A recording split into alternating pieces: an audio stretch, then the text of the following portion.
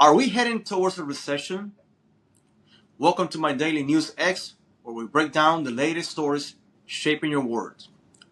I'm your host Kramer, and today we're diving into a big question on everyone's mind. Is the US heading into a recession? From slowing job growth to rising costs, many signs are pointing towards a possible economic downturn. In this episode, we'll explain the reasons why economists are sounding the alarm and share a few practical tips on how you can stay above the uncertainty. Now, here comes the big question, guys. What is a recession? First, let's clear up what a recession actually means to you.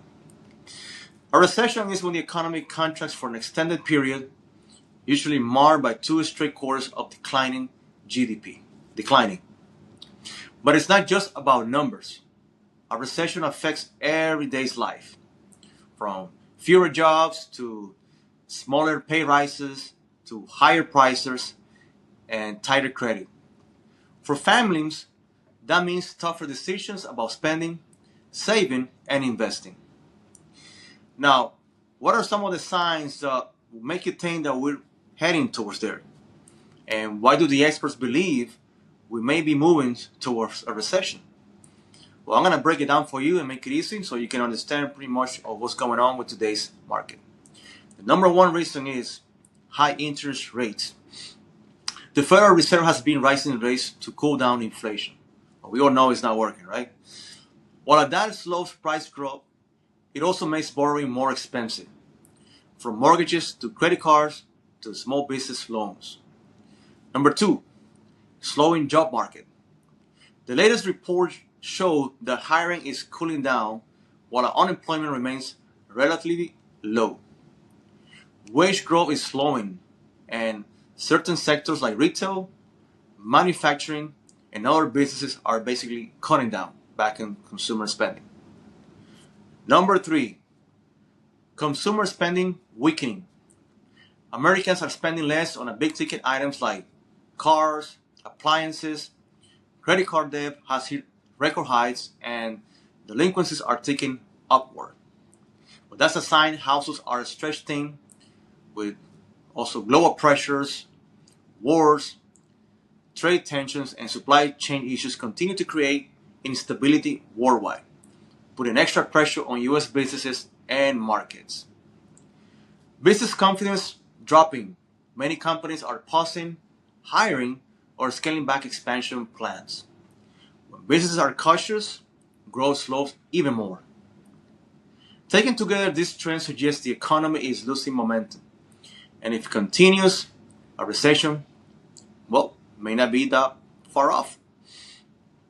Now, what can you do in order to cope with this chaos, all these things going around, with the economy, and how you can prepare and protect yourself? Well, here are a few practical steps and tips I'm going to give you on what you can do to stay prepped. Number one, build an emergency fund. Aim for at least 3 to 6 months of essential expenses. Even in small, consistent savings help create a cushion. Cut back on essentials. Spending review, subscriptions, dining out, and impulsive purchases. Every dollar that you save now strengthens your safety net, your wallet. Pay down higher interest debt. Credit cards are specifically risky when interest rates rise. Reducing debt now means fewer headaches later. Diversify your income. If possible, consider side hustle, freelance work, or skills that could open up new job opportunities if your primary income is disrupted. Stay invested, but be cautious.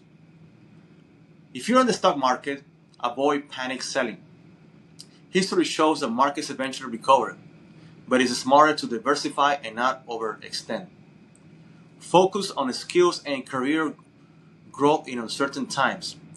Investing in yourself may be the best strategy. Strong skills make you more resilient in the job market. Recessions are tough, guys, but preparation makes all the difference. By staying informed, cutting back where you can, and building a financial resilience, you'll be better positioned to weather uncertainty.